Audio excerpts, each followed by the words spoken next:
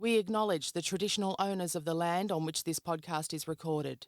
We pay our respects to their elders, past and present, and to Aboriginal elders emerging.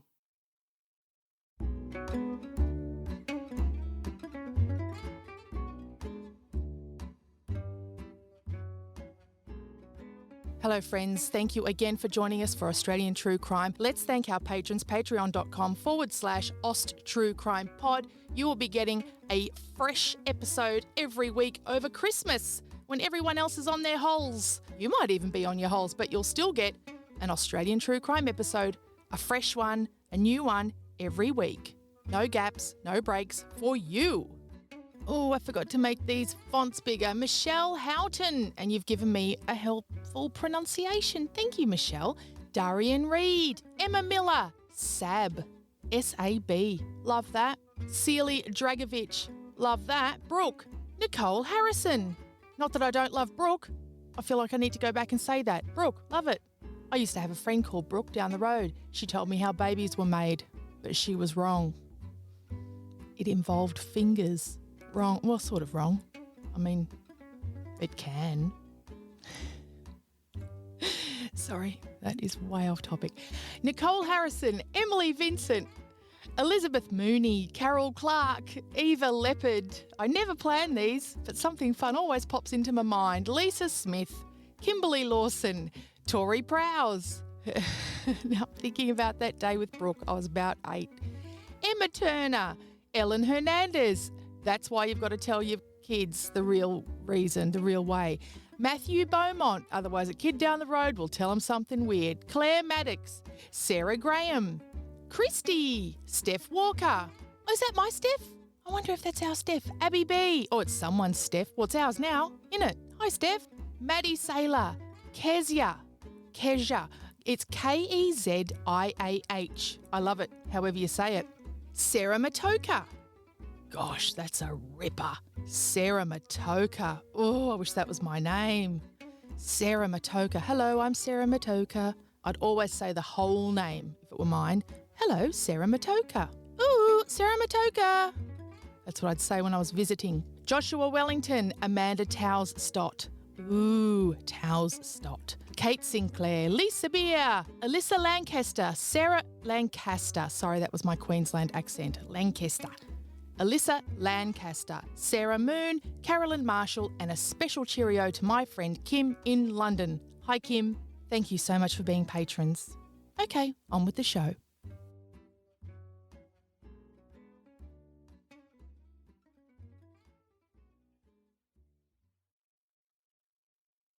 The following podcast contains content of a graphic, violent nature and is not suitable for children. Ice is so cheap, it's getting into those areas that traditionally it doesn't get in. You know, heroin's making a little bit of a comeback. They're starting to pick up more and more importations of heroin. Remember, just before the cocaine era was heroin. Remember, the people were shooting up and dying in the streets. You know, you had the Smack Express, the train out to Cabramatta, where everyone would get their heroin because it was half the price of what it was in King's Cross.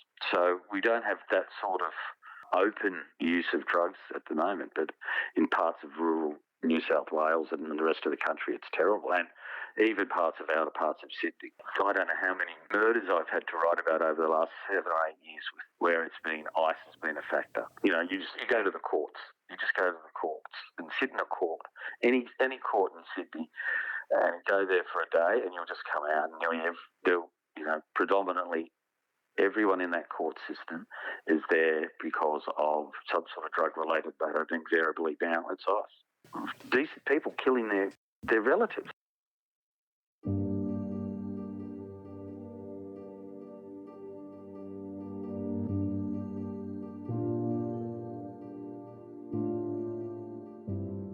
New South Wales Premier Gladys Berejiklian made a surprise announcement a couple of weeks ago to the effect that the city's lockout laws are going to be lifted.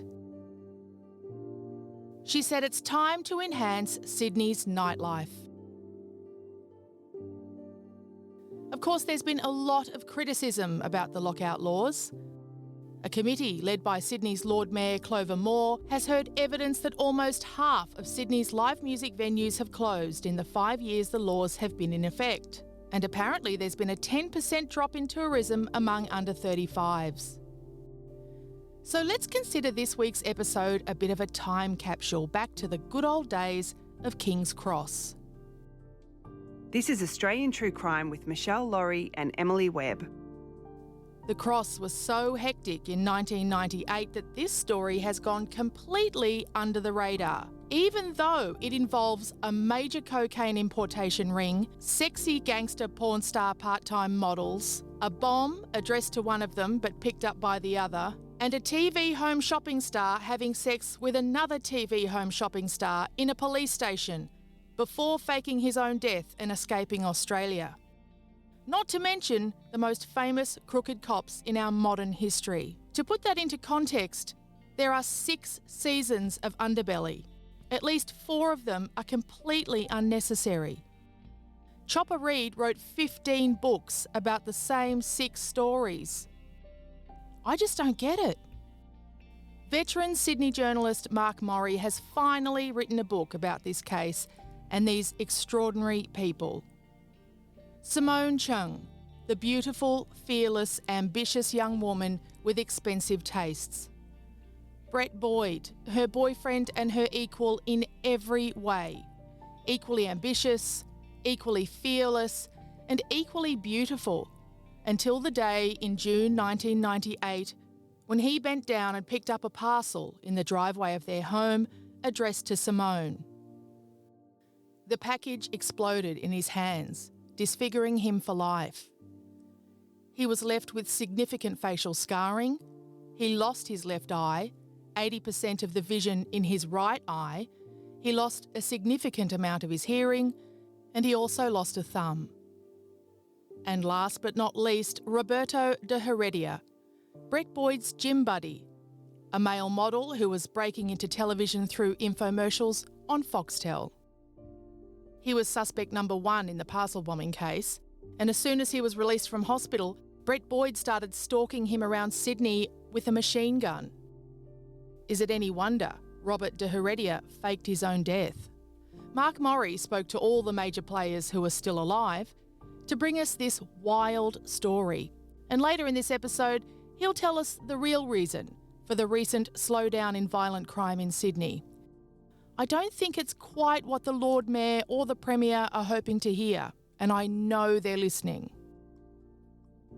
It's a story that kind of got lost in the ether, I think, soon after the Olympics and royal commissions, and then the guy did a runner, so we never had a court case. So it faded away. Then all the major players all went overseas.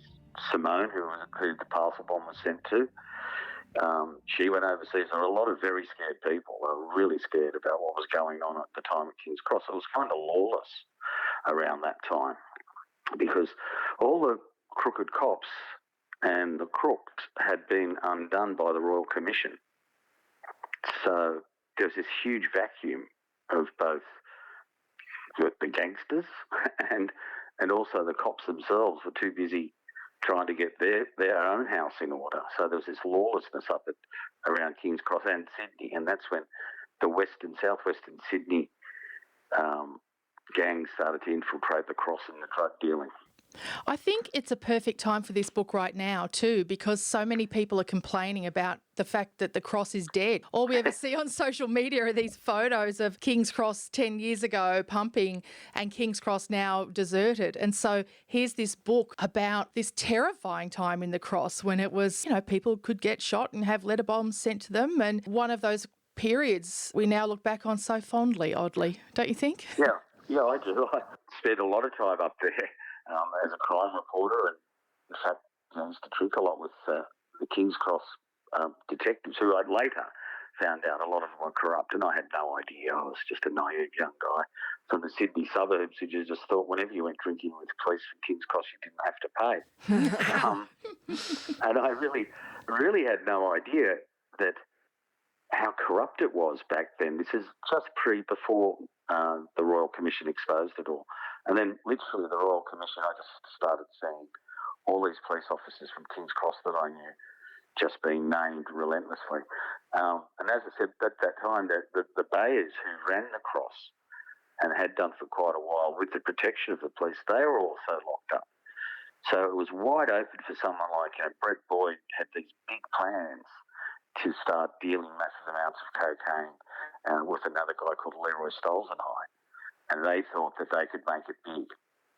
But at the same time, one of their good friends was Robert D. Heredia, a TV star. Now, there's no suggestion that he knew about the drugs, and he claims he didn't. And these three guys were inseparable friends in the nightclub scene. And then, obviously, there's suggestion that there was a major drug rip-off that Brett had ripped off possibly Leroy Stolzenheim and maybe some others. And he was basically in hiding at the time when this bomb was sent to his girlfriend. And the reason it was addressed to Simone was because they believed he would pick it up. He wouldn't have picked up anything addressed to him because at that time he was absolutely paranoid. He'd put sensors around his house, which is in suburban Belrose. He moved to a really, innocuous sort of suburb in Sydney, far away from the cross, because he was petrified that someone was out to get him, and obviously quite rightly. I never even thought of that, because I was reading thinking, why was the bomb sent to her? Yeah, Simone, who herself at the time, and she'll admit this readily, at the time wasn't the world's nicest person. She was a highly paid escort. Yeah, but there's nothing wrong with being a highly paid escort. That doesn't mean she wasn't a nice person. No. Some of my best friends are highly paid escorts, Mark. What are you saying? She had, upset a lot of people. She had a pretty bad cocaine habit herself. So, there were some people that might have wanted to get Simone, and the police looked at that, but they quickly discounted that and then really honed in on Robert D. Heredia, the TV star, who at the time was going out with Ros Switzer, who does a lot of TV info commercials. From the Easy Bam ads, the cleaning ads, yeah. Yeah, in fact, she was kind of half provided him with an alibi back in 1998. But, after he was left Australia, and one of the wildest stories about this is after he was arrested and he was in jail for a while, and then he was given bail. The day he was due out and he was to be released from Randwick police station, Brett Boyd, who had lost an eye and had a patch over his eye, lost a thumb, had limited vision in the other eye, is caught outside Randwick police station with a bulletproof vest, a machine gun, waiting for D. Heredia to come out so he could kill him. I mean, I tell you, I wouldn't have wanted to be around in that vicinity because I don't think he would have been a terribly good shot. So I tell you, I knew these guys lived such a life that to them, the way they talk about it in your book, it seems that they thought it was quite normal, a lot of the things that they were doing and a lot of the ways they were living. And to the reader is like, you what? Like even basic stuff, like when Simone talks about when she met Brett and she's like, yeah, well, I remember it because I just had my baby and I said to a friend of mine, yeah, bring that hot guy around that you've been telling me about. I know. To the house that she shared with the father of the baby. And you're reading it thinking, okay, yeah, most of us aren't dating when we've got a newborn at home. Like even stuff like that, you go, wow, this was a different lifestyle. It was a totally different world these people live in, and I got a bit of an entree into it because Brett's best friend, it wasn't until 20 years later I found out, it was John Ibrahim, and that after, and when he was in hospital, the first person to visit Brett was John Ibrahim. They were good mates. And then also I found out that they bugged Brett Boyd's hospital room, which he supposedly is the victim, and they were bugging him to try and find out what was going on. So, I mean, there are all these little incidentals that are picked up, years later, were really quite amazing. And I learned a lot writing this book. I've been around 35 years as a crime reporter in Sydney, and in the last 3 years of researching and being involved in this book, I think I've learned more than I did in the last 20 years. Wow. Yeah, Sydney's a wacky town. Yeah. And Simone's in jail. You went to visit her and she's sort of... is that photo of her in jail? Because she looks stunning where she sort of apologises to you and says, oh, sorry, I don't look great, but I haven't got any makeup on or something. She looks... No, she's got out now. Oh, great. She got out about 4 weeks ago. Good stuff. She spent a long time. She was inside for about 7.5 years. She wasn't just a person who got caught, dealing a few drugs. She ran a drug empire from LA. A very, very smart girl. Wow. So she left the country. I think maybe she was scared of recriminations. Was a model over the bikini model in LA, but didn't quite earn enough money for the way Simone wanted to live back then. And she ran this major drug syndicate, and she ended up getting arrested here. And she was sentenced to 11 years, but she's behaved so well in jail, she's been allowed out.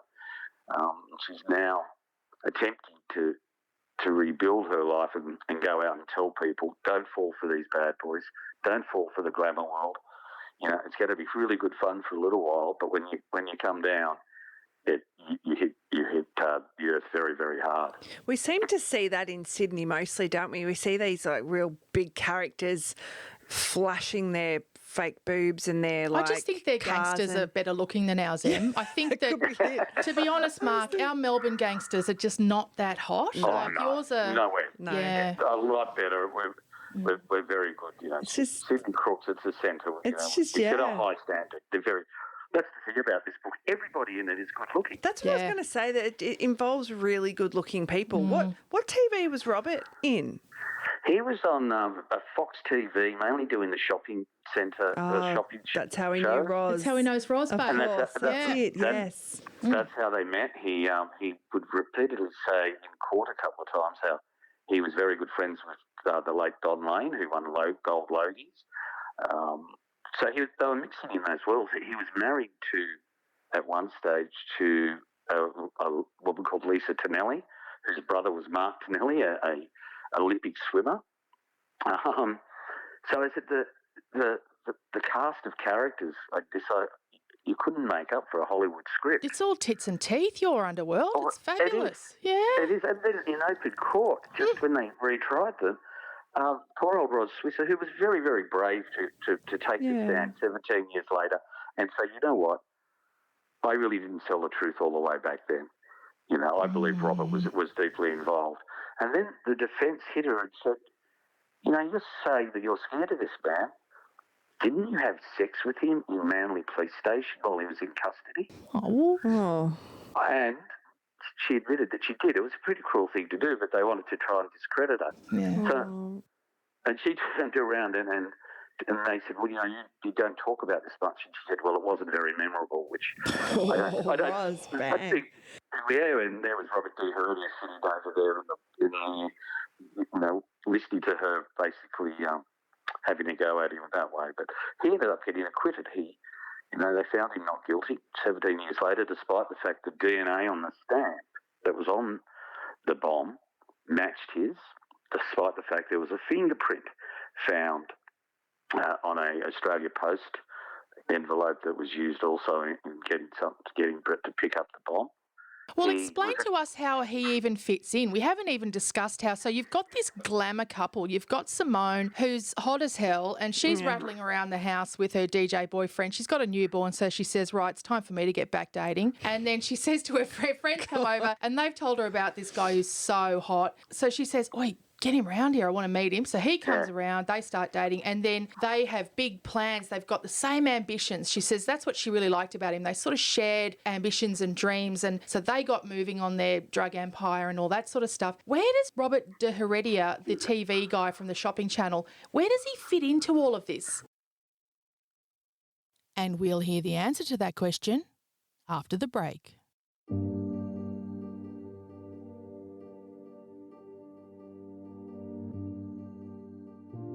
Coming up on Australian True Crime, veteran Sydney journalist and author of Hate Mail, Mark Morri, brings us up to date on Sydney's crime scene today. But first, how did clean-cut, aspiring TV star Robert de Heredia come to be suspect number one in the parcel bombing attempted murder of Brett Boyd, an accused underworld enforcer who would end up stalking him around Sydney armed to the teeth with automatic weapons? He was at City Gym, which seemed to be the hub of all activity back then, it was a 24-hour A gym, yeah. well before everything was 24 hours.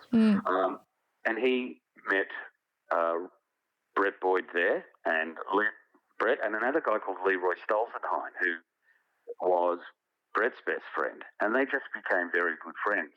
Now, in the court, the motive that they suggested that why De Heredia attempted to kill Brett is that Brett had ripped him off for $80,000 that he'd given him to start up a porn internet business with Simone as the guest star, as the starry role. And that was why Brett told the police, he said, oh, look, he wants that money back off me, and I wasn't going to give it to him. That was the motive. And now De Heredia denied that totally. He said, look, I had nothing to do with it. There were other suggestions. John Ibrahim believes that there was a big falling out because of jealousy, and Brett apparently went and destroyed a house that the three of them shared up at the Hawkesbury. But there were drugs there that Leroy had perhaps put there, and Brett went and ripped it all off and then burned the house down. So, no honour amongst thieves. That was one theory. So there's a lot of theories that have been presented. The police only could work with what they had. And they were told by Brett Boyd and supported by Leroy, who is dead. Brett is dead. He committed suicide in 2010. I don't know if you've seen those figures. After the bombing, he became quite an imposing figure around Sydney because he was a huge man, incredibly. He got his fitness back even after the bomb. And he would be wandering around town with his patch. He was like a modern-day pirate. And his glove. Yeah. Face was a bit messed up. He had a scarred face. And so it was a very different look to the pre-bomb look, wasn't it? It was. And he just became obsessed with trying to find who was responsible. He believed it was De Heredia. De Heredia, obviously fled the country saying he'd feared for his life. And De Heredia, the way he left the country showed that he was an incredibly resourceful man as well. It wasn't just a couple of drops of blood found in an abandoned car. He had got someone to help a nurse to draw blood over a period of time, so he had quite a stash. So that when he put it in the car, the police didn't go, oh, looks like someone's cut themselves. They're saying the amount of blood loss here would result in someone being dead. So there's some pretty smart plans went into that. And then he was on the run for 17, 18 years. Good Lord. He was he had about 5 different names. He was in Spain predominantly, living a very, very good life. So I think he was saying he was a financial trader, and he lived on the coast. He married with children. He had a child to Celia Yates, another Sydney woman. And he was flicking backwards and forwards between there and England under all these false passports until a couple of detectives from Sydney found the old box, and they were moving stations. And they see this box, and it's the old bombing. And at the same time, another detective had run into a guy who was ready to retire who said, there's this case that I worked on in 98, you should have a look at it. And the guys opened the box up, got in touch with the authorities over in England, and eventually De Heredia was arrested when he went to England under a false name. They went over and brought him back, and 3 years later, he eventually beat the charges. Wow. What was going on in Brett Boyd's life when he committed suicide? Is that surprising to you? It seems... No. Oh, really? Because you've got to remember, this was a highly ambitious man, highly motivated. He was incredibly good looking. He was a male. He was a part-time model as well as a fitness instructor. His looks were gone. His dreams were shattered. He felt everybody was looking at him. He had a disfigured face. John Ibrahim said to me, he said, I watched him just disintegrate. He started smoking heavily, became so depressed. And on top of the fact that what had happened to him physically, not to have the person he believed had done it to him not come to justice. First of all, he wanted to hand out his own justice, which was with the machine gun that he was going to kill him with. But then when the law failed to carry it out, as far as he was concerned, it just drove him to distraction, and eventually killed himself in, I think, 2010 on Australia Day. Was he still using a lot of cocaine and stuff at that time? I think he had slowed right down on that, but I'm not sure about painkillers because he went through like 20-odd operations. He really, in fact, he recuperated for 2 years at Ibrahim's house over there in Dover Heights before he eventually went and started living in Elaine. And at the Elaine apartments, he still lived a very good life. Where his money came from, I don't know. There were rumours that he was involved in a bit of standover. I'm sure there's always employment for a bloke like Brett. Well, yes. Well, he would imagine if he decided to turn up at your club and say, I want you to give me money, I think I'd give it to him. I would give him money. So it was, that was eventually what happened to you. And that was another problem for the court case. As one person said to me, the only way you're going to find out what happened is to have a seance, Because Leroy, the man who pointed the finger at Di Heredia, was dead. He died from a cancer in 2006. He was dead. Brett Boyd was dead. Simone said she was too drug affected to remember anything really around that time, so she didn't even give evidence. Ros Switzer had changed her story, so that was what the defence really honed in on. So it was, the police really thought, and so did I, that with DNA, fingerprints, Di Heredia fleeing the country when he was going to have to face court, that they would have had a good chance of success, but that was not to be. So the jury threw it out in about 6 hours. There had been a trial about a year and a half earlier, which was a hung trial. And then they had a retrial, and they came in after 6 hours, found him not guilty. So for all intents and purposes, it's still an unsolved crime. So what's he doing now? I know he was escorted from Australia. Was he? Yes, he was deported because he fled the country on a false passport. Oh. He was not allowed to come back. So he's over there in England, and last I knew he was living at his mother's place in London with his mother, trying to figure out, whether he's going to go back to Spain. I'm not sure what he's going to do. He doesn't talk to me.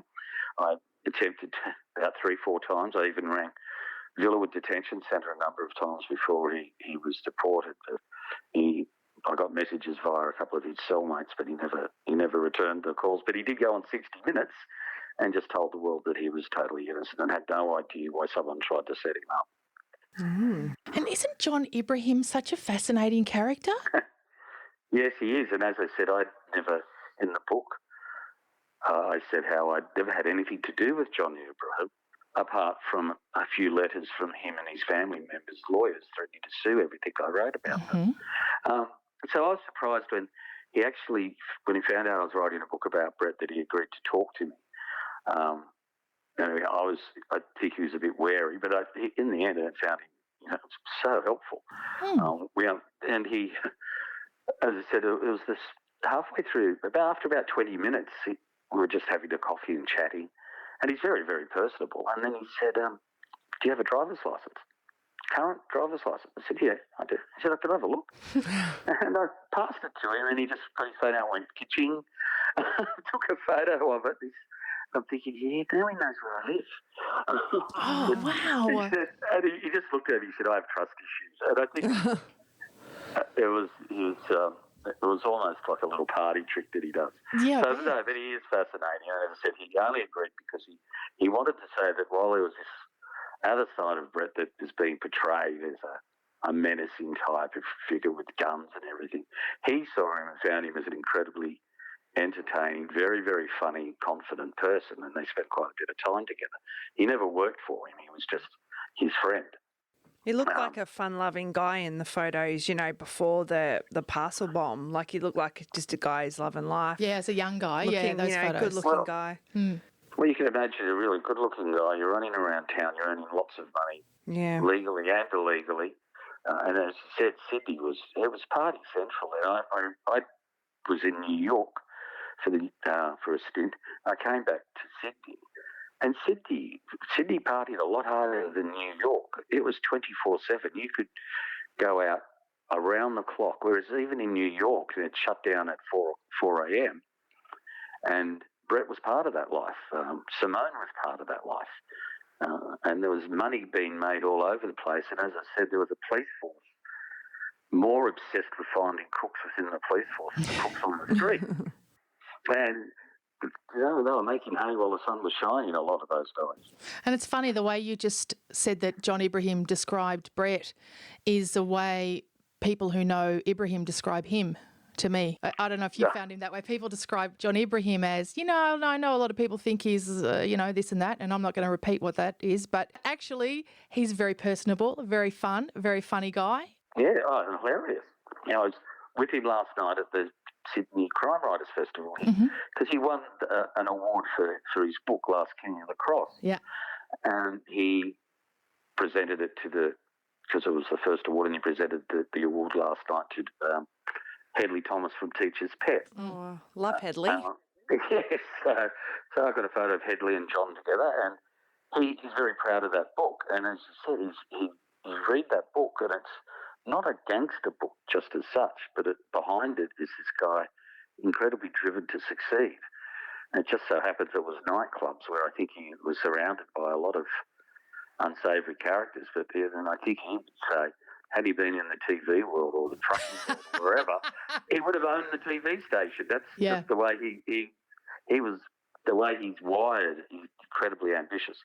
But so I was very grateful that he helped me. And Simone, going and visiting her in jail, opened my eyes, and she explained a whole lot of what was happening in and around Sydney around the time and in that world. So it's quite extraordinary. And even one of the De Heredia's girlfriends was a girl called Camilla, who before the bomb he had dated. And lo and behold, she was in court. And then just recently, Damien Flowers, one of Australia's great racehorse trainers, has just been arrested and charged for importation of cocaine. And his partner is Camilla, who was that of Robert De Heredia. So it just shows you Sydney is such a small old world. Circle. Yeah, it really is, Do you think that Sydney's transformation into this ghost town after dark, is that symptomatic of a sort of conservative turn that Australia's taken? Is that just me? No, I think Sydney really just has lost the plot there for a little while. We're trying hard to get it back, but it was party town. As I said, I would be in New York, and even when I'd tell them about the crimes that they would like almost be a little bit condescending. It must be pretty exciting for you to be here in New York reporting on crime. And I went, yeah, well, I did report on the bikie massacre where we had 7 guys just shot in a car park at a pub. And then we actually, we had an assassination of John Newman of one of our MPs. Oh, by the way, we had an undercover cop set up and shot by another cop called Roger Rogerson. And then they went, wow, you do have some crime down there, don't you? And I went, yeah, we do. And on top of that, we were open. Sydney was open 24/7, as I said. And now I think we've just sanitised it too much. And as you said, it seems to be a sweeping movement throughout Australia of not just of nightclubs and everything, but girls aren't allowed to wear their bikinis to show what round it is at a boxing match. We saw,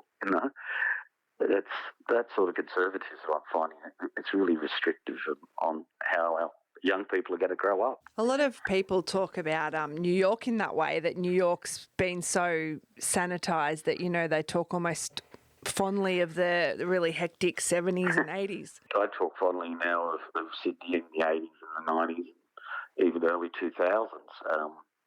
But we did have to bring it back. King's Cross was a little bit out of control. It was New Year's Eve every Friday and Saturday night. Yeah. And I talked to the coppers up there, and they just went, it's just too hectic. It's just there's too many people in a small part of town. Everyone was just there, and everybody was off their heads. So now I think we've just distributed it a little bit around the suburbs. Okay, well, that's what I was going to ask you. As a crime reporter, do you think there is less crime in Sydney, or do you think it's just in different places? I think no, there is less crime. But there's a calmness in the underworld at the moment, because they are all making so much money. like they're not fighting over terror. And that's been told to me by the crooks and by organised crime. What law out of? enforcement What are they making money out of? Cocaine, methamphetamine, cocaine. The amount of money being made is just ridiculous. The amount of drugs in this city is off the Richter scale, like never seen before. But because all the groups are all making money, they're not fighting as much. And the police have been very good. They've taken off a couple of there was a killing crew literally out there going out and just doing hits for drug dealers and everything like that. What, like a freelance crew? Yeah, freelance crew. And I can't really talk too much about it because there's still some court cases pending, but the police locked up this crew. And there are some others. So we haven't really had a gangland hit here for about 18 months. The last one was Mick Howie, who was a former Comanchero. But before that, there were a good half a dozen of gangland executions and murders around Sydney. But it's all calmed down now because the police have taken off the streets quite a few of the main players, and the ones that are left have figured out that we're all making money. Let's just keep it nice and calm, and that way the police can't have anything to get onto us. As well as that, the bikies have been literally crushed by New South Wales police. So they have to go down to Canberra to have their meeting now. And they put their bikes in trucks, and then get down there and then get all dressed up as bikies again. Because they're not allowed to do it in Sydney. It's kind of like going to fancy dress parties. Or Queensland, right? So they're not allowed to go to Queensland or Sydney? No, or Melbourne. I did go, so the Banditos had their last big run was in Tasmania, and it was hilarious. I was on that ferry going over there not with them, but I knew they were going. And they all went on there in different bits and pieces. And the minute they were in the ferry going over to Tasmania, they all went into their rooms, came out dressed as Banditos. And they got on their bikes and roamed around and had a big meeting in Tasmania, then came back and put on their civilian clothes and drove off again, because they knew that if they rode as a group in New South Wales to get down to Melbourne, they were going to be pounced on. So that's helped keep a lot of violence off Sydney. The bikies are really being watched closely. But so crime is down at the moment, but not drugs. And I think the big thing is that in 5-6 years' time, when we see all the mental health effects of all the drug addiction going on, then we'll start seeing, and we're starting to see that sort of problem, all these ice crimes, ice murders. I don't know how many murders I've had to write about over the last 7 or 8 years where ice has been a factor. You just go to the courts and sit in a court, any court in Sydney, and go there for a day, and you'll just come out and predominantly everyone in that court system is there because of some sort of drug-related matter, and invariably now it's ice.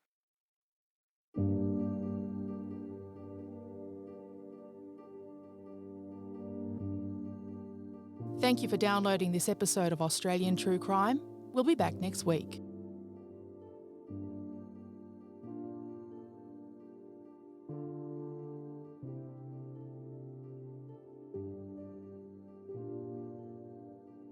If he decided to turn up at your club and say, I want you to give me money, I think I'd give it to him. I would give him money.